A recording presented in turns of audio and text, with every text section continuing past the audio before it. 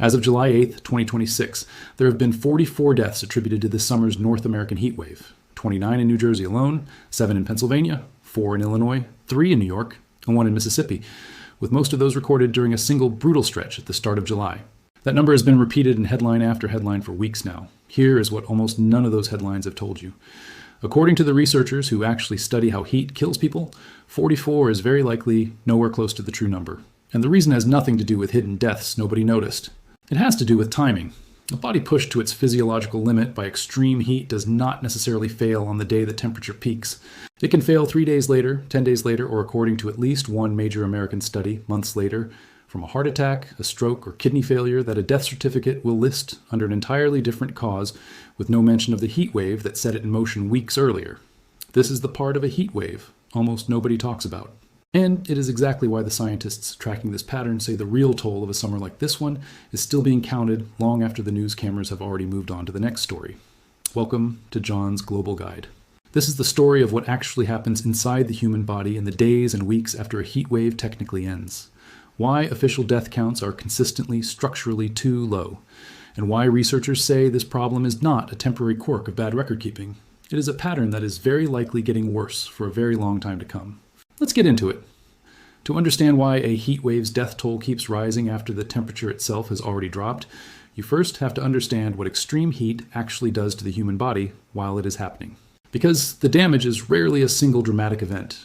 When core body temperature climbs, the heart has to work significantly harder to pump blood toward the skin in an attempt to release that heat, while simultaneously losing large volumes of fluid and electrolytes through sweat.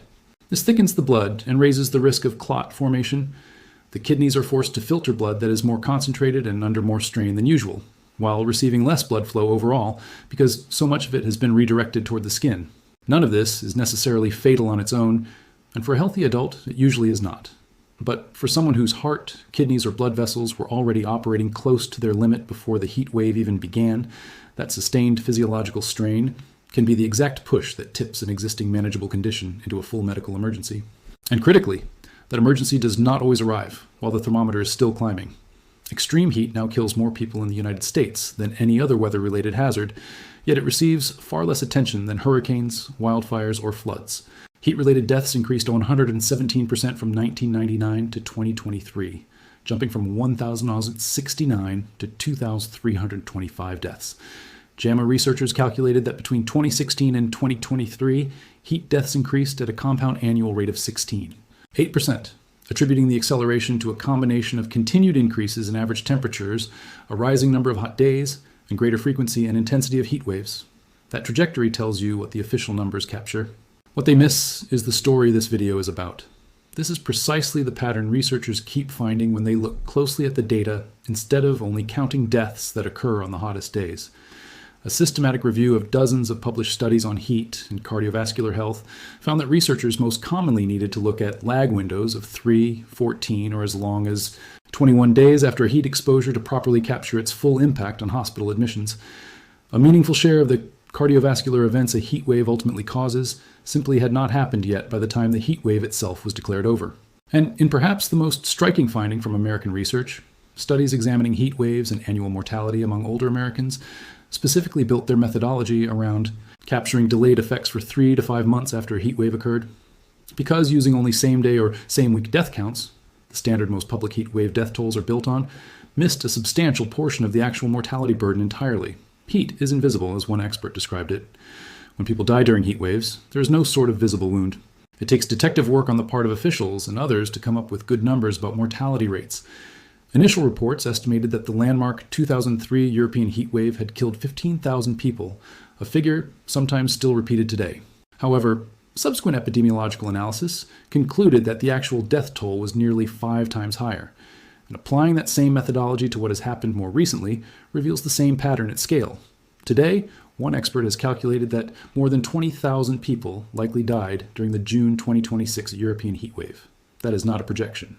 That is a methodology, the same peer-validated approach applied to this summer's events, producing a number that is roughly 5 times higher than what initial official reporting suggested. That gap between what gets counted and what actually happens is not a new problem. When the Associated Press analyzed death certificate data from the Centers for Disease Control and Prevention covering the summer of 2023, It found more than 2,300 deaths, where a medical examiner had specifically noted the effects of excessive heat, the highest total in 45 years of record keeping at the time. And more than 24 doctors, public health researchers, and meteorologists interviewed for that same analysis were blunt in saying that even that record-setting number was almost certainly just a fraction of the real toll. Because heat rarely appears as the sole listed cause of death on a certificate. It shows up instead as a heart attack, a stroke, or kidney failure, exactly the outcomes the delayed effect research keeps identifying, with the heat wave that actually triggered the chain of events weeks earlier, left completely unmentioned in the paperwork. This is not a case of officials deliberately hiding numbers. The process of filling out death certificates is not standardized across the nation, and local governments have different procedures for disclosing deaths with inconsistency in what is considered a heat-related death. It is a structural gap in how death is recorded in the first place, one that consistently favors undercounting heat's true toll over overcounting it. There is a second layer to this problem that compounds the first one. It is specifically relevant to the summer North America has just lived through. Research published in PLOS Climate examining regional mortality trends found that the number of extreme heat days a region experiences, not simply how high the peak temperature reaches during any single day, is the single strongest predictor of heat-related mortality. The mechanism is straightforward. Duration matters more than intensity because the physiological recovery time available between heat exposures is what ultimately determines whether the cumulative strain on a person's body reaches a fatal threshold. A single scorching afternoon, followed by several cooler days to recover, is measurably less dangerous than a lower peak temperature repeated, wave after wave, with no real recovery window in between, because the body's cardiovascular and kidney systems never get the chance to reset before the next round of strain arrives. The finding matters enormously for this specific summer because this has not been a single heat wave story. It has been a sequence of them. The initial heat dome existed over the eastern United States and eastern Canada from June 28th until July 5th. A second heat dome is forming over the western half of the continent, with heat advisories currently in the southwest United States and Alaska. Barely a day after that first heat dome cleared the east, a second one had already begun forming. And by mid-July, record heat had returned to multiple regions. According to the exact mechanism researchers have identified, that back-to-back wave after wave pattern with barely any true recovery window between episodes is precisely the scenario most likely to produce a delayed mortality toll significantly larger than the number attached to any single heat dome counted in isolation. The near doubling of heat deaths from 1,069 in 1999 to 2,394 in 2024 occurred alongside a parallel doubling in the frequency of urban extreme heat events, from an average of 2 per year in the 1960s to 10 per year between 2010 and 2020, and a 46-day extension in the length of the average heat wave season since the 1960s. That 46-day extension is not a detail to read past. It means the window during which people are exposed to heat stress and the window during which delayed health effects can accumulate has expanded by more than 6 weeks compared to what it was 2 generations ago. Phoenix confirmed its first 2026 heat death in April, before summer even started. Houston's heat-related ER visits surged 329% since 2019. By 2040, projections show that heat-related hospitalizations could double to between 217,000 and 237,000 annually. These numbers describe a healthcare system being reshaped by a threat that does not announce itself with visible warning signs. Heat strikes silently. No dramatic sirens, no evacuation orders, no visible destruction. Just deadly temperatures and a physiological debt that collects its interest on a timeline the human body cannot negotiate. There's also a slower, quieter version of this same delayed effect worth understanding because it extends the timeline even further than most people expect. Research into long-term outcomes among patients who survived a heat stroke event has found an association between that history and an elevated risk of cardiovascular disease well after full physical recovery, including conditions like ischemic heart disease, heart failure, and atrial fibrillation showing up months or years later. Researchers working in this specific area have been candid that this remains an understudied area precisely because so few health systems track a patient's heat exposure history the same way they track other major risk factors. A heart condition that emerges a year after a severe heat event is rarely, if ever, connected back to that heat event in the medical record, let alone in a public death toll. That gap is a large part of why public health researchers increasingly describe official heat wave death counts not as a worst-case estimate, but as closer to a floor. The minimum confirmed number sitting beneath a true total that current record-keeping practices are simply not built to fully capture. Who actually ends up inside these delayed statistics is not random. The research consistently points to a specific overlapping set of risk factors.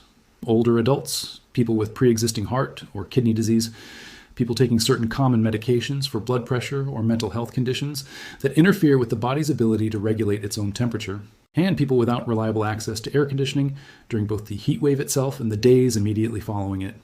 Heat is indiscriminate, affecting outdoor workers, older adults, low-income communities, and those without reliable access to cooling. That last factor matters more than it might initially seem.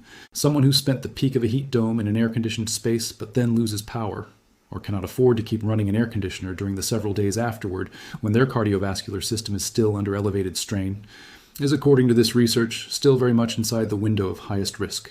Even though the outside temperature may have already dropped back to a seemingly ordinary summer reading, for older adults age 65 and up, heat waves caused about 9 extra deaths per heat wave per 10,000 people each year.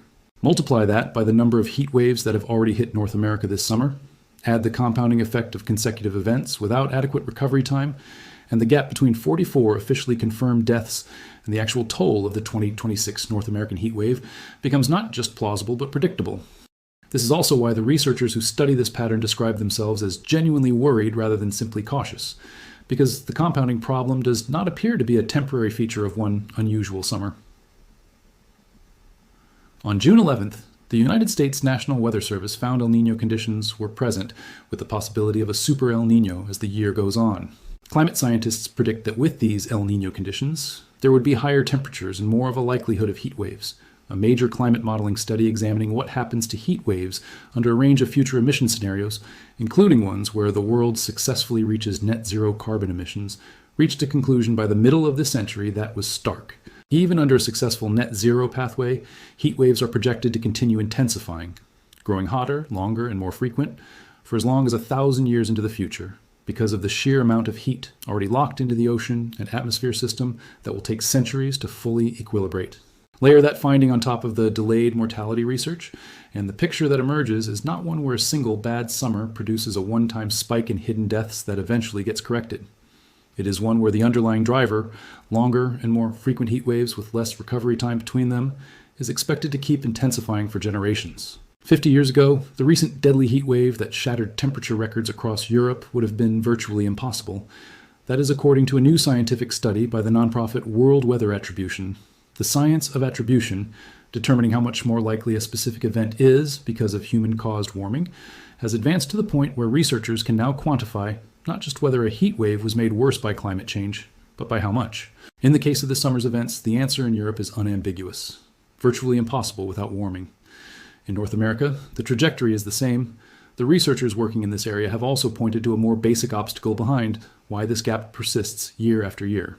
Most public health surveillance systems were originally built around tracking acute, same-day events, the kind of statistic that fits cleanly into a daily news cycle rather than the slower distributed pattern that delayed mortality data actually describes. Building the kind of long-term cross-reference tracking system capable of properly linking a heart attack in September back to a heat wave in July requires sustained investment in exactly the kind of unglamorous epidemiological infrastructure that rarely attracts attention until research forces the issue back into public view. So what does all of this actually mean for you? Wherever you are reading this, whether you personally experienced one of the summer's heat domes directly or are watching from somewhere, the heat never reached triple digits. The practical lesson from this research is not that a heat wave becomes safe to ignore the moment the temperature drops and the advisory expires. It is closer to the opposite.